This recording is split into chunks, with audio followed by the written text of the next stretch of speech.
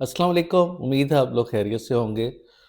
दाँत अगर आपका एक निकल जाए या आपके सारे दाँत निकले हों, तो आपके लिए बोलना भी मुश्किल होता है, खाना चबाना भी मुश्किल होता है और आपकी जो खूबसूरती होती है, लुक मुतासिर होती है क्योंकि जो मुँह के जो पट्टे मसल्स होते हैं, वो अंदर की तरफ चले जाते हैं।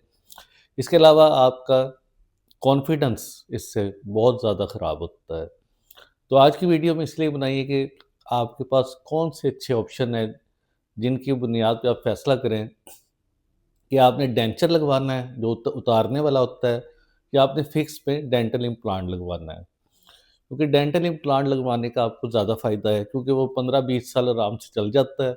एक टाइटेनियम का स्क्रू होता है, उससे हड्डी को ड्रिल करके हम अंदर लगा देते हैं, उसके ऊपर एक अबटमेंट लगता है, उसके ऊपर आपका आम जो नॉर्मल क्राउन होता है वो ज़िरकोनियम का भी हो सकता है और मेटल सिरेमिक का भी हो सकता है। तो जब भी आपने इम्प्लांट लगवाना है तो उसके लिए पहले डॉक्टर आपसे सबसे पहले इसके 4 स्टेप्स होते हैं टोटल।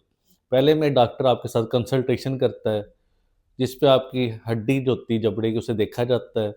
फिर आपका ज़ख्म अगर दाँत निकला तो ज़ख्म सही हुआ है कि नहीं हुआ। उसके बाद सीबीसीटी 3D एक्स-रे मुँह का करवाया जाता है, जिसमें आपकी हड्डी को देखते हैं कि हड्डी इतनी है कि इम्प्लांट को ग्रिप कर सके। अगर तो आपकी हड्डी अच्छी है तो फिर तो ज़बरदस्त है, फिर आपके 15-20 साल आपके आराम से निकल जाएँगे।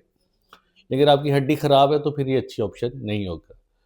दूसरी चीज़, अगर आपकी हड्डी ठीक है, फैसला हो गया कि जबड़े की हड्डी आपकी ज़बरदस्त है, तो फिर इम्प्लांट को प्लेस कर देते हैं और 2-3 महीने उसे उसके अंदर हड्डी के लगा रहने देते हैं, उसके इर्द-गिर्द नई हड्डी बन जाती है, जिसे ऑस्टियो इंटीग्रेशन कहते हैं।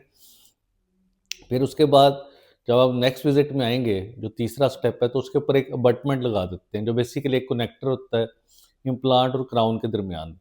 और उस अबटमेंट के ऊपर आपका एक क्राउन, उसे सीमेंट भी कर सकते हैं, उसे स्क्रू से टाइट भी कर सकते हैं। स्क्रू रिटेन्ड क्राउन भी अवेलेबल होते हैं।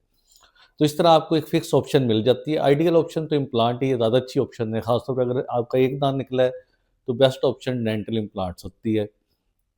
अगर आपके सारे दाँत निकले हैं, तो ऊपर 6 इम्प्लांट लगाने पड़ेंगे मैक्सिला में, ऊपर वाले जबड़े में, और नीचे भी 4 से 6 इम्प्लांट आपके लग जाते हैं। तो वो फिक्स ऑप्शन एक ज़्यादा अच्छी ऑप्शन होती है कि उसमें आपको उसे उतारना नहीं पड़ता और आप खाना बड़ी अच्छी तरह चबा के खा सकते हैं। नेचुरल दाँतों की तरह ही आपको लगेंगे। अब दूसरी बात करते हैं डेंचर्स की, जो प्लास्टिक के बने होते हैं, एक्रिलिक के। उन्हें आपको उतारना पड़ता है और उतार के उन्हें साफ़ भी करना पड़ता है। खाना खाते हुए कई दफ़ा वो हिलते भी हैं, चुभते भी हैं। उनकी बार-बार आपको डेंटिस्ट के पास जाके एडजस्टमेंट करानी पड़ती है।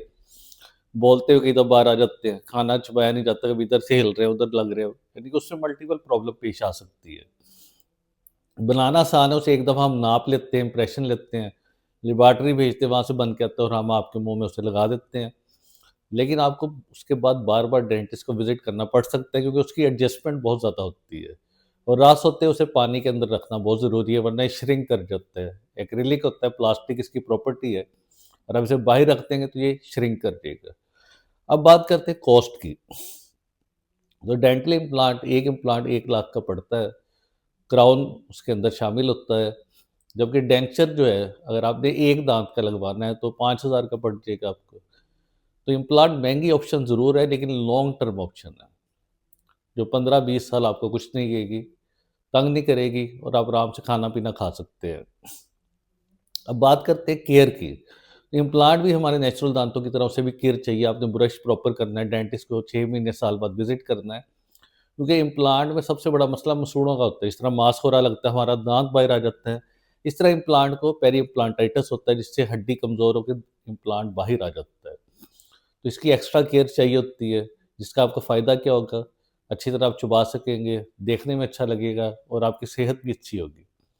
जबकि डेंचर में मसला ये होता है कि रात को उतारो, लाज़मी ग्लास के अंदर पानी भरो, उसके अंदर इसे रख दो। ब्रशिंग इसकी लाज़मी करनी है, जब भी आपने दाँतों को ब्रश करना है तो इसे उतार के इसे भी ब्रश करना है। एडजस्टमेंट करानी पड़ सकती है, कभी ये टूट जाता है, इसका रिपेयर भी हो जाता है, चुभ रहा है तो इसे ग्राइंड करना पड़ सकता है। कई दफ़ा ये लूज़ होते हैं तो इसके अंदर एडहेसिव चिपकने वाला मटीरियल लगाते हैं। तो ये सारी चीज़ें ज़रूरी होती हैं। तो कंसल्ट आपने डेंटिस्ट के साथ करना है, वो आपको बेहतर मशवरा देगा।